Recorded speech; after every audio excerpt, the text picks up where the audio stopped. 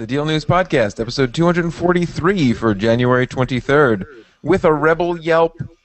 I am joined by Lewis and Dan. Hey, fellas. Hey, Jeff. Hey, Jeff. How's it going? Awesome. Cool. Yeah. It's good. Can't, I don't know, I was going to talk about the weather, but that only really, only Lewis would really be able to relate. It's freezing. Yeah, it's really cold here. Is it? It was freezing here, but now it's warmed back up to the 80s, so I don't have too much, I don't have too much sympathy for you. It's gonna warm up to the with wind chill like -12 or something. Oh, is it really? Good heavens. I don't know what they're saying at this point, but it's cold. It's cold here. Cold and bitter. I'm not cold and bitter. Brace yourselves, winter is coming. But our first story reveals that a lot of people are cold and bitter. Oh, yes. Did you guys hear that there is a flap going on around the internet about the Best Buy printable coupon?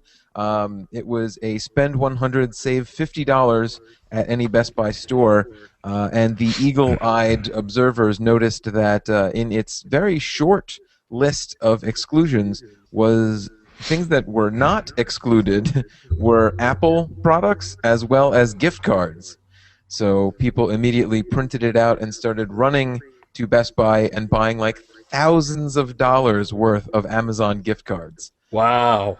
Yeah. How much money did they lose before they plugged that hole? Yeah, that's the thing. I don't think they're going to let us know how much they actually lost on this deal. But it's kind of like striated the internet. People saying that this is great. People should have taken advantage of it. People saying that why did Best Buy close this down? It's their own fault for offering a coupon. They should honor it. Because it was supposed to last for a full week, and then like the first day that it was available, they caught on and kind of reissued a new coupon on it. Where do you guys stand on things like this? Is it, I don't know, when someone makes a mistake of this caliber, should anyone just take as much advantage of it as they can, or is this, I don't know, maybe I'm being naive. Personally, I kind of feel like, well, it was clearly a mistake. I might want to take advantage of it like once. Right. I'm not going to keep going back and back and back until I have, $16,000 worth of. You're not going to buy 100 Amazon gift cards just because it's 50 off 100. I mean, that's a great deal. Yeah. But I mean, they sent it out. It's their fault. How are you supposed to know that, it was a mistake? Exactly. So if you use it, if you were one of the lucky people to use it within that first 24 hours, I think they should honor it. See, but here's the thing: if you don't know how to use the internet, don't turn on your computer. That's the bottom line. See, but I would be with you, Lewis, if I knew for a fact that everyone that used the coupon had no idea that it was an accident. Like if like my mom got this coupon and went in and was like, oh, I always wanted an Apple TV. I can essentially get it for half off with this coupon. I will use it. Then fine. It seems like you used the coupon. It was their mistake. Whatever. So there's no malicious intent. Right. When you clearly see this and be like, aha, and like run. That's when it kind of becomes exploitive. And does it seem like I'm defending a large, giant corporation? Maybe. It kind of does, a little bit. Yeah. I mean, but doesn't this sort of ring familiar back, what was it? Was it 2 years ago when, was it Amazon that released Lady Gaga's new album for $1? 99 cents. 99 cents, right? But that wasn't a mistake. Yeah, that was legit. That was not a mistake. But on the same side, I mean, how would you know that this is a mistake until that's true. It's too late? Yeah. Well, I mean, I guess the difference, you go to Amazon, and Amazon has a huge splash page that says, today only, Lady Gaga's new album, 99 cents, and you go for it. This coupon didn't come in and say, today only, or, we're amazing coupon, no restrictions on gift cards, I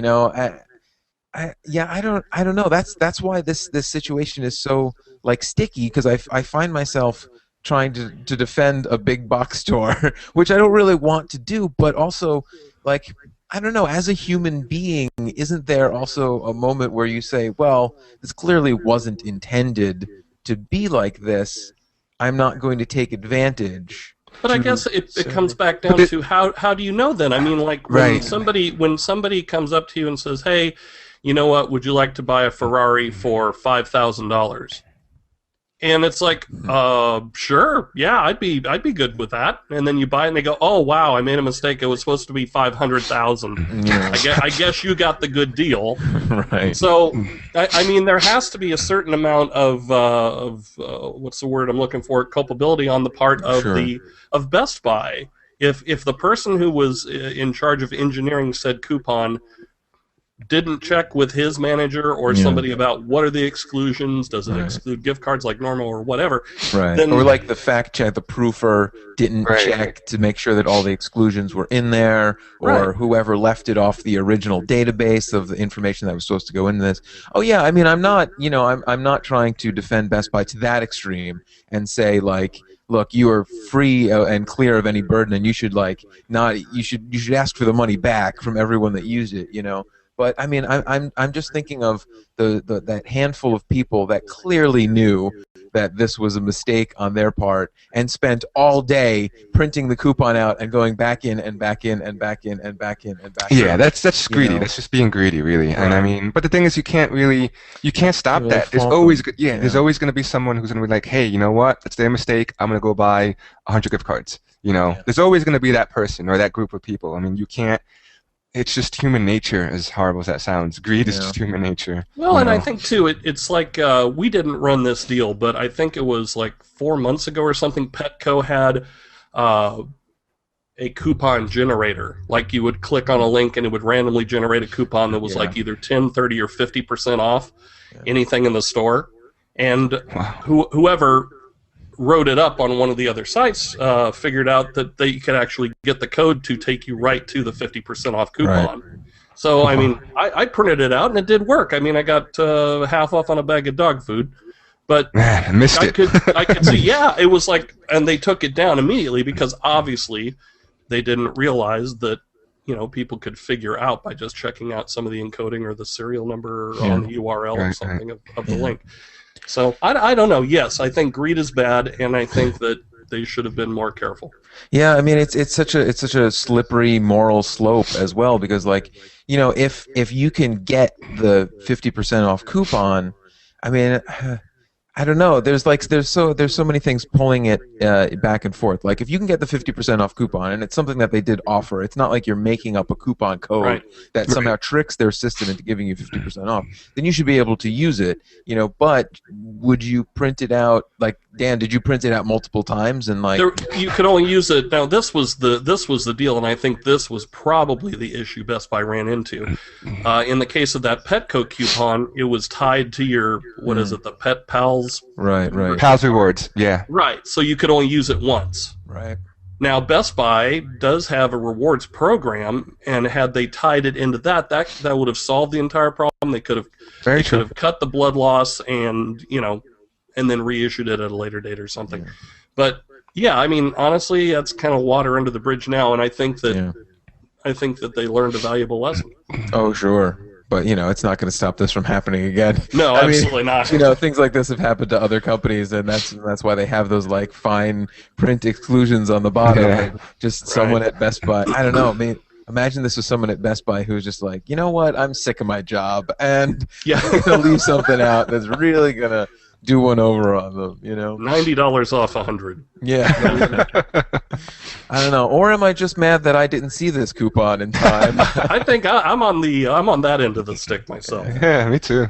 I mean, $50 for $100 to spend at Amazon. I mean, that's way better than $50 off 100 in store at Best Buy. Really. That's true. You could buy anything. I don't know. Well, listeners, weigh in, or viewers even, weigh in on this moral conundrum by sending us an email to podcast@dealnews.com. I'd love to hear how this all shakes out, because I still don't know how I feel about it. Because there's the personal responsibility of being, a nice person, and then it's clearly their fault, and they let this through. I don't know. I'm in two worlds about this. So, Yeah, I guess I should just learn to relax and not really care too much about it. We should offer half off of our podcast. I think. I will accidentally not exclude all of our podcasts from the half off coupon that we're printing up. All right, up next in our lineup is a Yelp threefer. Wow. 3 stories about Yelp, if you can believe it. This is quite a red letter day for us. All right, let's see. Our first story is about getting sued. Lewis, you have the details on this one. Yeah, I found this really, really interesting. So this woman in Virginia, she hired a contractor to do some work on her house. Apparently, they did a really bad job. So she went on Yelp and I think on Angie's List, particularly on Yelp, and she wrote this pretty bad review of this contractor. Like, oh, they overcharged. They did a horrible job. Whatever you do, don't hire this person. The contract, I guess the person found out. And then they're like, you know what? We're going to sue you. And so they took her to court for defamation, essentially. They said that they suffered anxiety, loss of business, just a whole list of things. And I believe the lower courts took the company side, and they said that she, I believe her name was Jane Perez. They said that she had to change her review. Just like go back, rewrite your review, And I think the company was suing her for $750,000. Wow. $1,000. Yes. But they said if you just rewrite the review, that'll all go away. Right. And then, the minute that happened, a whole bunch of different organizations jumped up and wait a second, you can't tell her to change her review. And then it went to the Supreme Court in Virginia, the local Supreme Court, and they ruled in favor of her. And they were saying you know what, you can't do it. Right. Can't sue her. Wow, I can't even believe that it got to that point. But the contractor could go ahead and sue her for defamation. The difference is that you can't sue someone to change what they wrote, but you can sue them for monetary loss from what they wrote.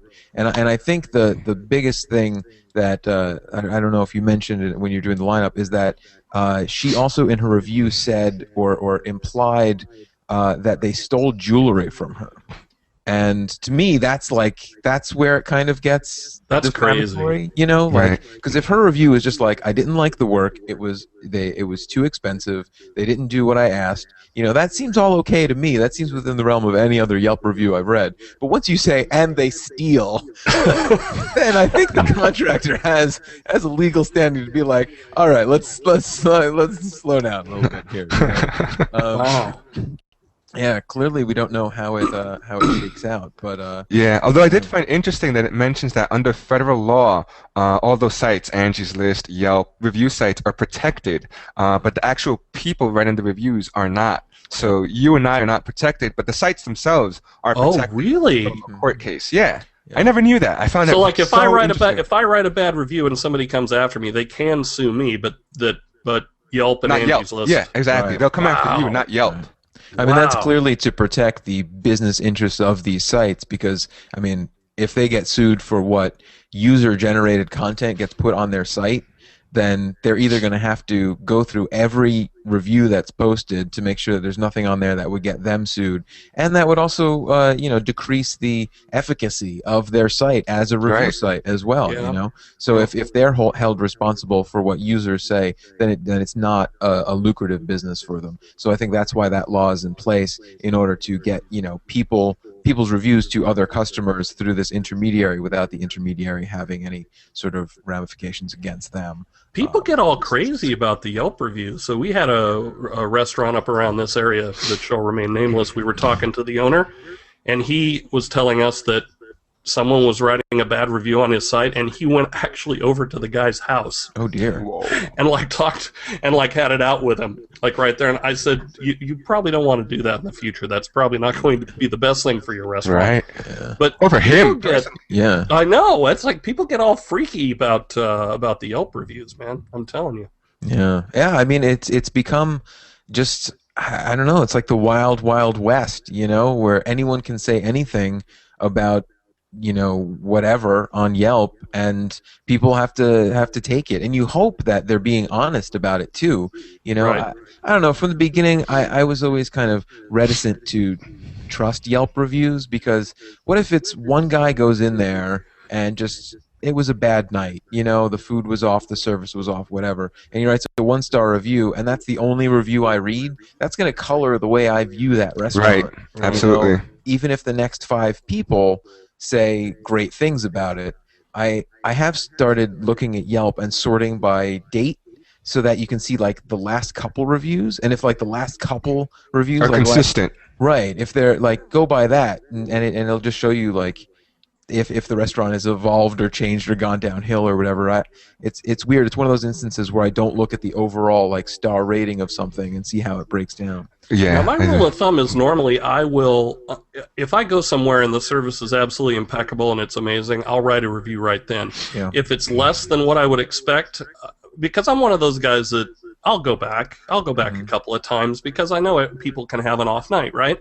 Right. And I'll give them a second and sometimes even a third chance. And by the third chance that they still suck, then I'll have to write it up because, right. You know, number one, I don't want to subject anyone else to that, and two, it just doesn't seem fair, you know, for good restaurants to not get noticed and then, you know, and you never know who's seeding those things anyway, too. It could be some guy in the back room under 15 different email accounts writing reviews. Yeah. If it's all suspiciously like 100 positive 5-star reviews and right. in the same words. I used to have a knee-jerk reaction of like, this service is terrible, I'm going to write this up on Yelp, and then I'd like write up a draft on my phone even, but you can't send reviews from your phone app. At least you couldn't when I was doing them. You had to go home and like validate it, which I thought was very good. It's like a waiting period to buy a car. Right. It's a cool-off period. period. Oh, I will get you. I have to wait till I get home. I'll cool down by then. That's cool. No, it's no big deal, you know. Wait, so do you guys both post reviews on Yelp or other sites, or not anymore, or yeah, I do. On and off? I do pretty regularly. I don't do Yelp. I do Google Places from time to time, but only if it's a good review. I try not to leave bad reviews. I want to reward good food and good service, but I'm not so interested in taking down people for bad. Like the same thing you were saying, Dan. It might have been an off night, and I would go back, you know.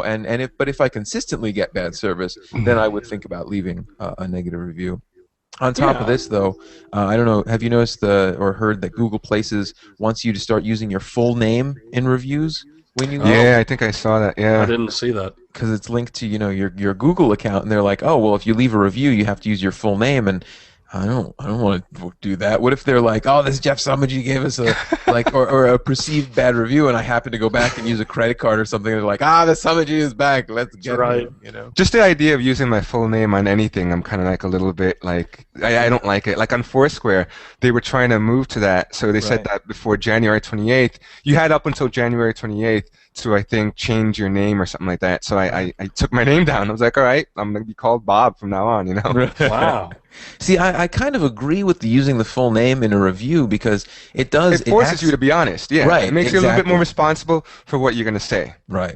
I found that I would be much more mean in a review if it was going to be like an anonymous review. Like, you know, the CVS up the street from me always smells like a rotting corpse. I don't know why. And I wanted to leave that on Google Places, and it's like, this will be left under your name. And something about my full name being on a review that says smells like a rotting corpse, I just didn't want to leave Makes you think twice, right? I'm just curious how you know what that smells like to begin with. Oh, well, I don't know if I want to know. I have lived, Dan. But then on the other hand, it also does add kind of a chilling effect as well. You know, in the same way that knowing that you can get sued for a review you leave may actually skew the reviews that are left for places to only be positive. Like if all these things continue to happen, is anytime we visit Yelp or Google Places, are we only going to see that every place has a 5-star review because people are afraid to leave anything but? You know? Right. Yeah, that's a good point too. You know, Louis, do you Yelp a review or anything? I actually don't. I think I once left maybe like one Yelp review, and then you see the problem with me is I like a place, I'll write like a glowing review, I'll go back like a month later, I'm like, you know what, I didn't like it that much. I mean, it's good, but it doesn't deserve 5 stars, you know. So I was like, you know what, I'll just stop. Yeah, maybe we should all just give every place we go to 3 stars, just middle of the road. Right. And that way we're not skewing it anyway. We're just right down. It was good. Right. Maybe I should just charge a service where I actually charge for my reviews. Make a little money on the side. Here's the thing, Dan, is I don't know if you meant that to be a segue or not. Oh. But it's actually a great segue into our next story about Yelp. Not Yelp specifically, but Yelp is involved. Have you heard about this guy who is selling this thing called Reviewer Card? For $100, you can buy this card. It looks like a credit card, and it says Reviewer Card. What does it say on the bottom? It says Reviewer Card. I write reviews. I want one of those. They found me out. So what you do is you go into a restaurant or a place and you flash this card and say, just so you know, I'm going to be writing a Yelp review after my meal. And the guy says that he winds up getting free stuff. They treat him really well. He gets excellent service. Wow. And he gets preferential treatment. What do you guys think of this type of tactic? No. You can't do that. That's such a scam. That's like, that's why I appreciate, mystery diners and things like that, where people don't know you're coming in, and that way you get the full experience, and you don't get. And you pay for what you're going to eat, too. Exactly. Of course it's going to taste great. Oh, my God, it's free. This tastes amazing, that's about as sleazy as you can get. Yeah. Yeah, I'm going to write up those business cards right now. I know, right? The thing is I have been making this joke for a long time, going into a place and getting bad service and be like, do you know who I write for? I write for Yelp. You should give me better service. And then some jerk goes ahead and makes that legitimate and sells these cards for $100. Now he says that he only sells them to people you have to apply for this card. He will then look you up on Yelp and see that what kind of reviews you really do post. So if you post very frequently and very honestly, you probably get a card. Right, he'll give you a card. But at $100 a pop, sooner or later, this guy's going to get so many requests. He's just going to be like, yeah, sure, cards for everybody. Who cares? Yeah, right, exactly. At some point, if you're the type of person to offer this type of card to get free stuff and discounts on things, you're going to be the type of person that will take $100 for doing no research into the person who's asking for it. That's crazy. Right. That is just crazy. The one story he tells is that he went into a hotel and he said, oh, your room is however much a night? He's like, how about I pay half of that and I leave you a really great review on TripAdvisor? He flashed the card and they did it. They did Wow. it. No, they did. Yeah, he says that they did. Good Lord. Yeah. See, the only reason why I would want one of these cards is just because I would start to think, well, everyone has a card, and if I'm not flashing it, then I'm getting worse service than someone else at the table. So let's put this all on an even footing, and let's all get cards. And I guess the main question is, at the end of the day, do all these hotels, corporations, restaurants, do they care that much about Yelp reviews, or honestly, whoever? I think they do. I would say that 6 to 7 years ago, that wouldn't have been the case, but now, with so much social media, with so much happening with Facebook, with Twitter, with Yelp, with all of these review sites, they're seeing it as a very, very viable way to get their message out. I heard of one guy that was what did he do? He tweeted Morton's Steakhouse from the airport and said he was going to Texas, and he said, "Hey, I'm going to be arriving at this gate there, and I'd sure love to have a steak, Morton's, if you could hook a brother up or something." Yeah, I remember that. That was a while back. And they brought him, the guy drove up and had a steak and a whole dinner for him and delivered it. Now, that is great press right there. Right. Exactly, absolutely. Right. Yeah, so they are seeing the value of that. So, yeah, I think a lot of people do know that TripAdvisor does carry a lot of clout with restaurants. Businesses can live and die by TripAdvisor, especially if you are in a very touristy type of place. For years there have been stories about illegal TripAdvisor tampering and saying even the hotels themselves saying look, if you show us proof that you gave us a good review on TripAdvisor, we'll discount this or give you a free that. And they're trying to crack down that.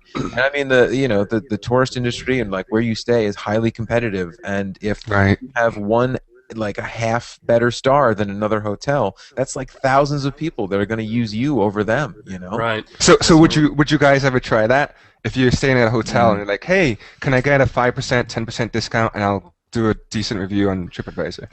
I would, and then not review them because I would think like you guys don't deserve a good review if you're going to do that. So that's the kind of business you run. No review for you. Right. No, I'll still take the free room though.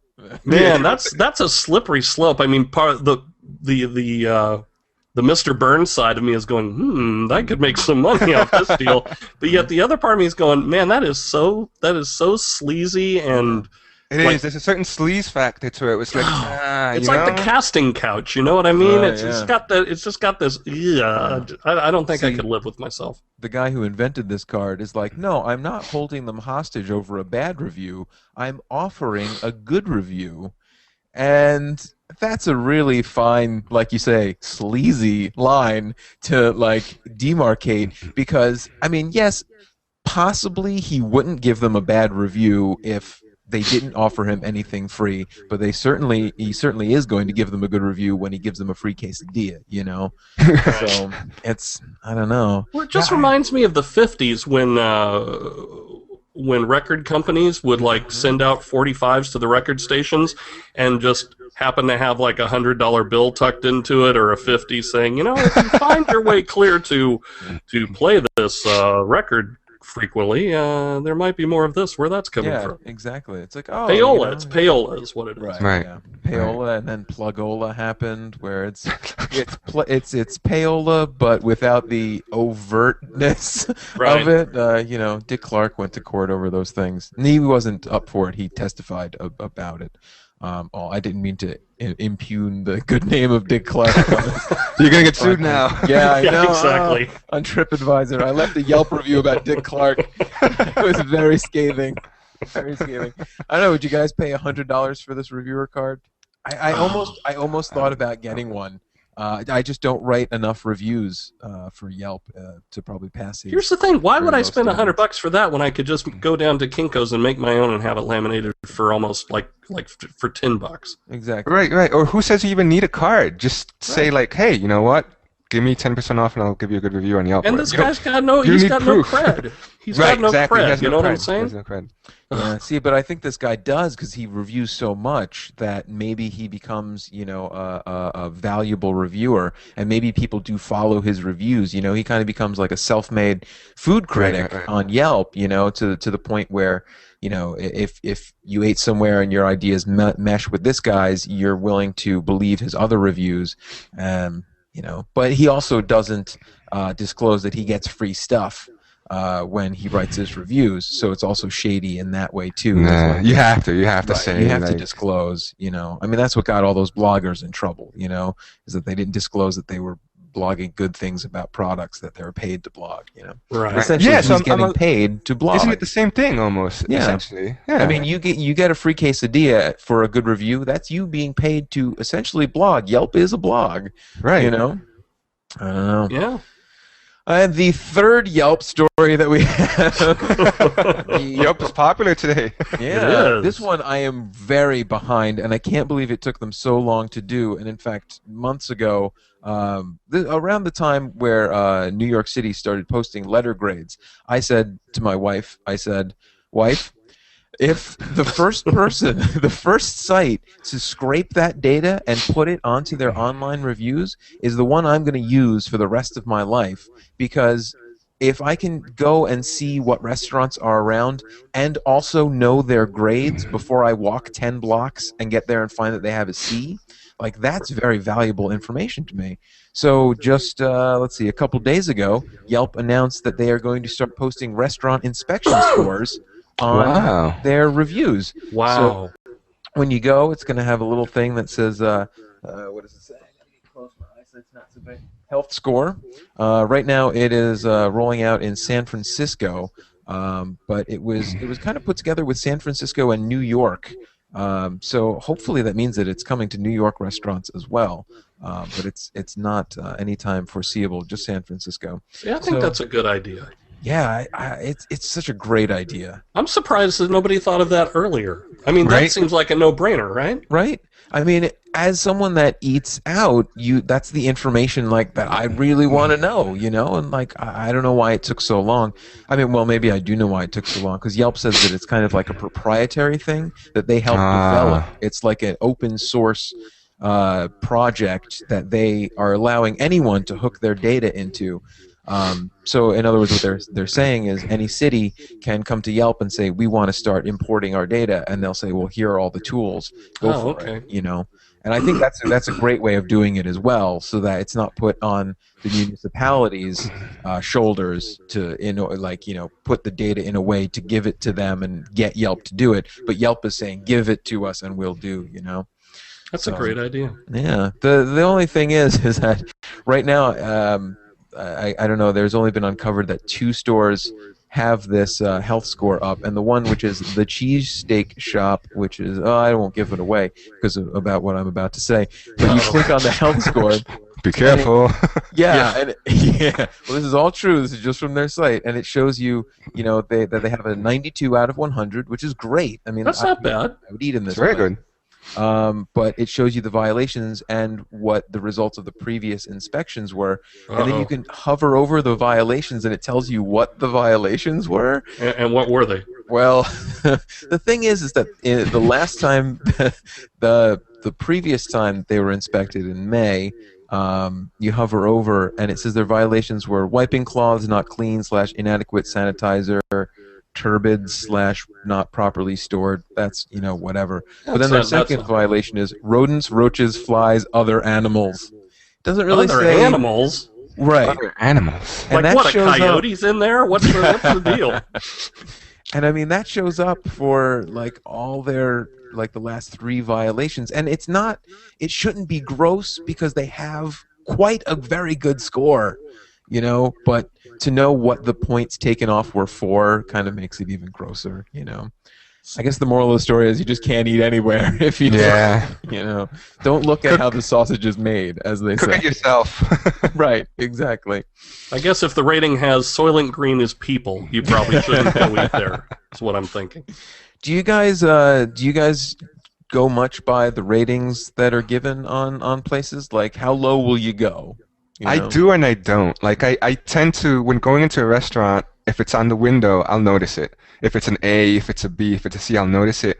But if it's a C, I'm not going to stop myself from going in. Really? And even if I read online and it says like, this place was, they had rodents, they had insects, whatever, they had roaches, and I'm like, come on, it's New York. What place doesn't? I mean, like, I don't. It's not that I don't want to know. I do like knowing, but I think I'm a little bit more lenient on that than more people are. See, from my perspective, a C could be 1 point above failing. You know what I mean? Like, true. They were like one dirty dishcloth away from being closed. Right. Like one sneeze away from being closed. They're that close. They're like hanging on by the skin of their teeth. I think I'd be more worried about how the meat got to point A than the actual restaurant, to be honest with you. Yes. I'm more worried about what's going on with the meat facility, the slaughterhouses, than the restaurants. Grade those guys. That's my thing. Right. You don't want horse in your beef? Is that pink slime or whatever that was? Well, I mean, there's some wacky stuff. I don't know if you guys have ever watched on the Food Network where they do that. They help restaurants and stuff get ready for their health inspection, and they go in and there is just some nasty stuff going on. So I'm going, man, I don't know. I probably stop at the B mark. Yeah. Really? Wow. Yeah, I don't know. Maybe I'm just paranoid, and the next time I come to New York, Louis, I'll pick where we eat, but nothing personal. But yeah, it's just I don't know. Maybe I'm a germaphobe or something. I'm going to be walking around the apartment, wearing Kleenex boxes on my shoes and stuff like that. Like Howard. I don't know, Dan. Don't feel so bad. I will only eat in restaurants that have an A unless I had gone there before the rating system started. Like, if the place across the street that I used to get Chinese food from all the time drops down to a B, well, I've been eating there for 10 years. Clearly, I was eating there when they were a B at some point. I just didn't know it, and I never got sick from them. But if it's the first time I'm going to a place and I see a B, I'm way more germophobic than you are. Wow. Can't do it. I would. Here's the thing. Let me augment that. I too have gone into places where I didn't know what the rating was until like my 3rd or 4th trip, and then it's like I see a C on the wall, and I'm kind of like, oh man. but doggone, those burritos are really good. So I'm willing to take one for the team in that regard. I mean, I guess the moral of the story is if you're grossed out by these sorts of things, just cook it yourself, like you said. Yeah. You know? Right. Just stay home. Yeah, because I mean, like looking at this restaurant that has 92 out of 100, the thing on there that took off those 8 points, pretty disgusting, but right. there's still a clean restaurant, it's it's still a very high score, right? Yeah. Exactly. 92's rocking, man. Yeah. I mean, there are a couple places around here that have lower scores because they let people bring their pets in, and whereas I find that gross, I don't find. I always wondered about that. Like, Yeah. what scores do they get? Well, it's like a cumulative thing though, because like bringing a pet, like allowing pets into like the dining area, I think takes like 8 points off. So. 8 points off is still an A, so they have to have a lot of other things going wrong in order to drop them down to a B. But I'd rather have pets in the dining room than like a roach in my food. Yeah, that's a good point. Sure. Have you guys ever been to any of those restaurants where they let you bring your pet in? I have in Newport in Rhode Island. Yeah. Yeah, and I mean, I didn't feel anything. I guess because I have 2 dogs, I didn't think twice about it. But what I was gonna say is that I remember growing up as a kid in the city. There used to be this really old school Italian bakery, and the owner, she used to have like 3 or 4 cats, and the cats would just like walk all over the food, all over the bread, all over the cookies. And back then, you just didn't care, Right. Now I think I still wouldn't care, as horrible as that sounds. Cats use their paws in the toilet. That's true. True. That is very true. That is very true. On your tiramisu. No. But I feel like I've seen that even to this day. You walk into like some sort of like old school mom and pop bakery, and you see like a cat somewhere in the background. I mean, that cat's gonna be all over the place, Bodega cats, in the corner bodega deli, cats, or like has, there's a couple of like whatchamacallit, like fruit markets. There's always a cat in the fruit market. Yep. I'm sure when no one's looking, that cat goes and eats an apple or something. I don't know. I would pay $1 to see a cat eat an apple. Like lean up against the wall with one paw, I just start, Yeah, quick wise to guy, YouTube. Huh? There must be a YouTube. Yeah, I'm sure there is. And if not, we must get on it now. Exactly. All right, well, we should go do that because we have run out of time, so I want to thank you guys for joining me. Wow. Yeah. That was quick. Again, that was fast. Yeah, all that Yelp info. I know. I think so. That was a banner day for Yelp. I know. I could talk about food ratings all day. This segment sponsored by Yelp. Thank you. Yeah. All right, guys. So I got to say this my closing stuff here. So listeners, for links to today's stories, Twitter feeds, blog links, and more, go to our show notes page. Also, feel free to send us feedback to podcast@dealnews.com. I'm Jeff Somogyi. Goodbye.